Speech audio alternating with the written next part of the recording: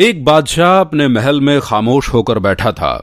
बादशाह के पास वजीर आता है और सलाम करने लगता है। अस्सलाम वालेकुम बादशाह सलामत। बादशाह वजीर के सलाम का कोई भी जवाब नहीं देता है। बादशाह तो अपनी सोच में ही गुमसुम था। वजीर जो था वो दूसरी बार बादशाह को सलाम करता है। बादशाह दूसरी बार भी कोई भी जवाब वजीर को नहीं देता है। तीसरी बार वजीर सलाम भी नहीं करता है और बादशाह को हाथ भी लगाता है।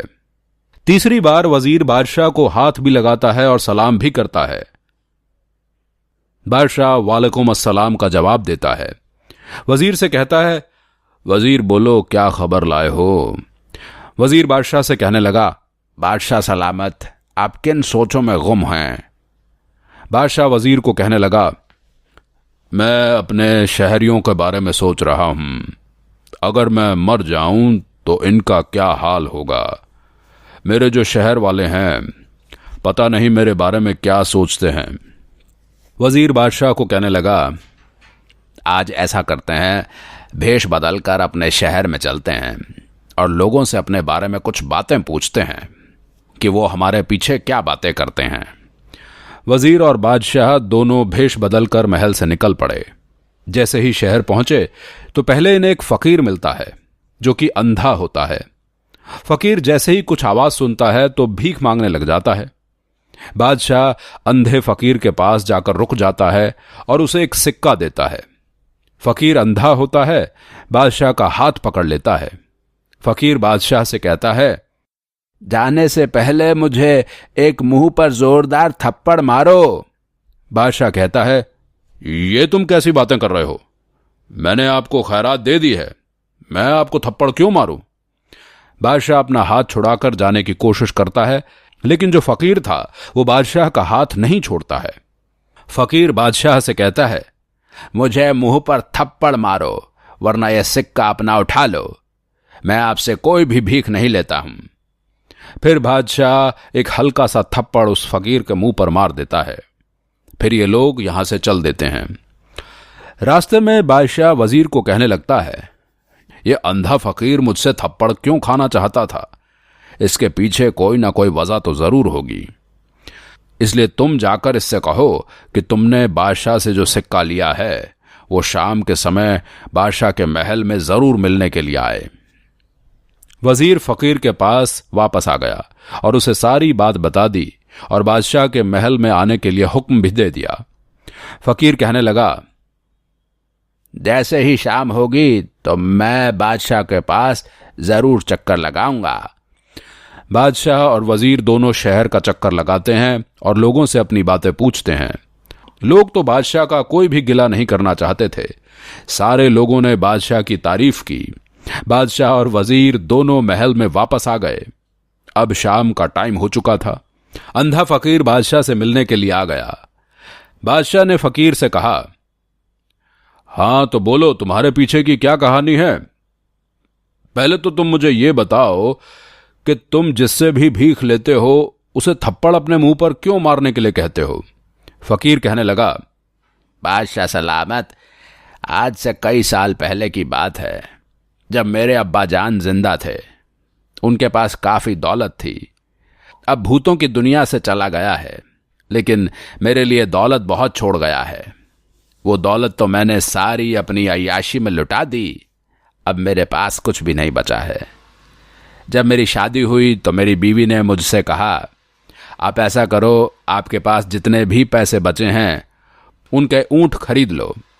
तो मैंने 2 ऊंट खरीदे और उन पर कामकाज करना शुरू कर दिया। कुछ सालों के बाद मेरे और बड़े ऊंट बन गए, और वो भी मेरी मेहनत से। एक दिन मैं अपने ऊंट के साथ सफर पर जा रहा था और मुझे एक दरवेश मिला। वो मुझसे बात ही करने लगा था। दरवेश काफी अच्छा इंसान होता है। वो मुझसे कहने लगा, आपके पास कितने ऊंट हैं। तो मैंने कहा, मेरे पास 80 ऊंट हैं। तो वो कहने लगा, ये जो तुम सामने एक बड़ी गार देख रहे हो इसके अंदर इतना खजाना है। ये जो तुम गार देख रहे हो इसके अंदर इतना खजाना है, आपके 80 ऊंट भी उठा नहीं पाएंगे। मैं आपको सारे का सारा दे दूंगा अगर तुम मुझे अपने ऊंटों में से 40 ऊंट मुझे दे दोगे। मैं तो हैरान हो गया। इतना सारा खजाना अगर मेरे पास आ जाएगा तो मैं तो अपने शहर का सबसे बड़ा अमीर बन जाऊंगा। भला 40 ऊंट खजाने की कीमत से कितने कम हैं। मैंने दरवेश से कह दिया, अगर तुम मुझे 40 ऊंट खजाने के तौर पर दोगे तो मैं अपने 40 ऊंट आपको तब दूंगा। वादे के मुताबिक मैं गार के अंदर जैसे ही पहुंचा तो दरवेश एक मंत्र पढ़ने लगा और लकड़ियों को आग भी लगाने लगा। जैसे ही दरवेश मंत्र पढ़ता तो गार हिलने लगता और कुछ समय के बाद जमीन अंदर से अपना मुंह खोलती। दरवेश मुझसे कहता, दरवाजा खुल गया है, इसके अंदर चले जाओ। दरवेश आगे होता है तो मैं उसके पीछे पीछे चल रहा था। हमारे जो ऊंट थे वो भी गार के अंदर हमारे साथ थे। दरवेश कुछ आगे चला तो इतना सारा खजाना उस घर में था, मैंने आज तक कभी भी नहीं देखा था। हीरे जवाहरात इतने थे, अगर हम अपने 80 ऊंट की बजाय 1000 ऊंट मांगने की कीमत लगाना चाहें तब भी नहीं चुका सकते।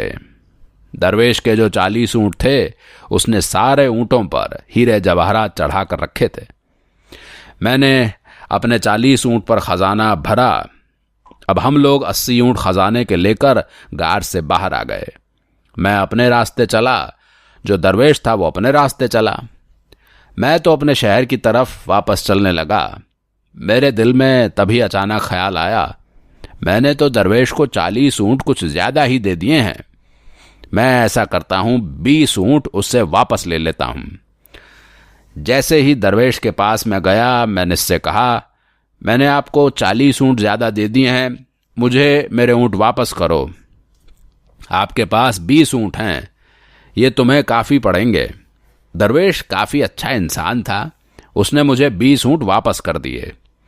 अब मैं जैसे ही 20 ऊंट लेकर वापस आ रहा था तो मेरे दिल में फिर से लालच जाग उठा।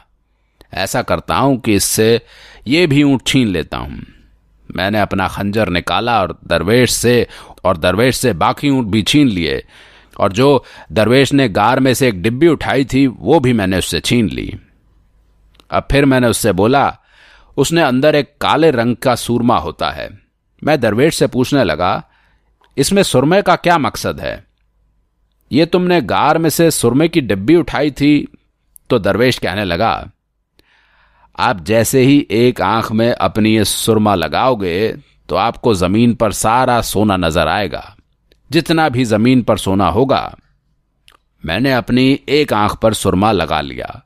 जैसे ही मैं सुरमा लगाता हूं तो मुझे वैसे ही सोना, चांदी, हीरे दिखने लगे। अब मेरी लालच और भी बढ़ गई। मैंने सोचा कि दूसरी आंख पर भी सुरमा लगा लेता हूं। मुझे दरवेश मना करने लगा, दूसरी आंख पर सुरमा मत लगाना, अगर दूसरी आंख पर सुरमा लगाओगे तो आपका नुकसान होगा। मैंने दरवेश की कोई भी बात नहीं सुनी और अपनी आंख पर सुरमा लगा लिया। जैसे ही मैंने दूसरी आंख पर सुरमा लगाया तो मैं अंधा हो गया। दरवेश ने 80 ऊंट मुझसे छीन लिए और वो सुरमे की डब्बी लेकर वहां से चला गया। अब मेरे पास न तो 80 ऊंट बचे थे और ना ही सोना जवाहरात थे। मैं अंधा होकर इधर उधर भटकता रहा और अपने शहर में पहुंच गया। आज मैं लोगों से भीख मांगता हूं और मेरी जिंदगी गुजर रही है।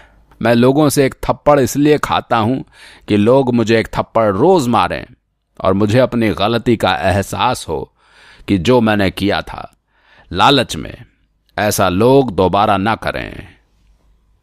तो बादशाह अंधे फकीर की यह कहानी सुनकर हैरान हो गया। दोस्तों, इसलिए कहते हैं कि लालच बुरी बला होती है। हमारे पास जो भी हो हम उतने में ही खुश रहें तो अच्छा होता है। मेरे प्यारे दोस्तों, अगर आप लोगों को हमारी ये वीडियो अच्छी लगी हो तो इस वीडियो को लाइक करें और शेयर करें। हम मिलेंगे आपसे बहुत जल्द एक और नई वीडियो में। खुदा हाफिज।